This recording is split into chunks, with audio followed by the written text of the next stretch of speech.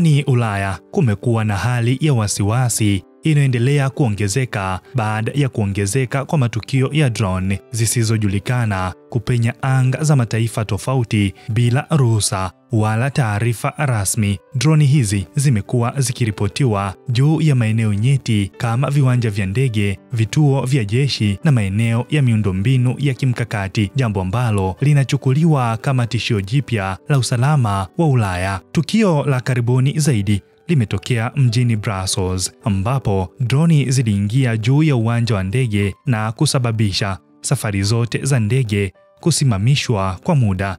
Abiria wengi walikwama na kulazimika kulala ndani ya jengo la uwanja wa ndege wakisubiri hali irejee kuwa ya kawaida. Kwa sasa baadhi ya safari zimerejea, lakini shughuli bado hazijarudi katika utaratibu wa kawaida. Serikali ya Ubelgiji ilifanya kikao cha dharura ili kujadili tukio hilo na kueleza kama tukio lililoratibiwa kwa makusudi, hasa kutokana na muda ambao droni hizo hupatikana, mara nyingi muda wa giza totoro jioni. Hadi sasa Ubelgiji haijamtaja wazi mhusika, lakini taarifa kutoka vyanzo vya ndani vya serikali yao vinaelekeza kidole Urusi kama mtuhumiwa mkuu. Hili siyo tukio la pekee. Wiki chache zilizopita, droni ziliripotiwa kwenye kambi ya kijeshi nchini Ubelgiji yenye silaha za Marekani. Mwezi uliopita, uwanja wa ndege wa Munich nao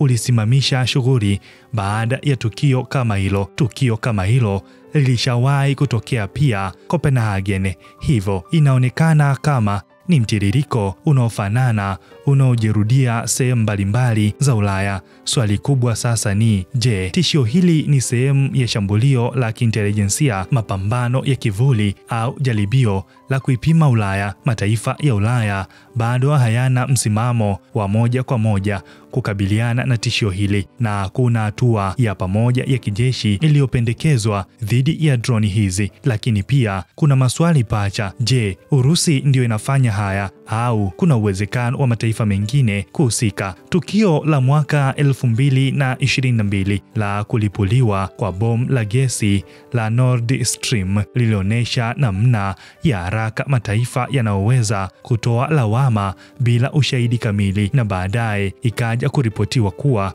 uhalifu ule ulifanywa na kikosi cha Ukraini, sio Urusi. Kwa hiyo sasa Ulaya inasita kutaja jina kabla ya ushahidi thabiti, lakini kadri matukio haya yanavyoongezeka, presha kwa Brussels na mataifa ya NATO itazidi. Hatimaye watahitaji kuamua ama kuchukua hatua za moja kwa moja, pamoja na uwezekano wa kuzishambulia drone zinazoingia anga yao, au kuendelea kuvumilia na kuwekeza katika uchunguzi zaidi. Kwa sasa bara la Ulaya limeingia kwenye kipindi kipya cha mvutano wa usalama, ambapo vita haitumii tu vifaru na makombora, bali droni zisizoonekana zinazoleta tishio la kimya kimya linaweza kubadili kabisa mkondo wa ulinzi wa kisasa. Hii ni BMTV Tanzania. Mimi ni Baraka Peter.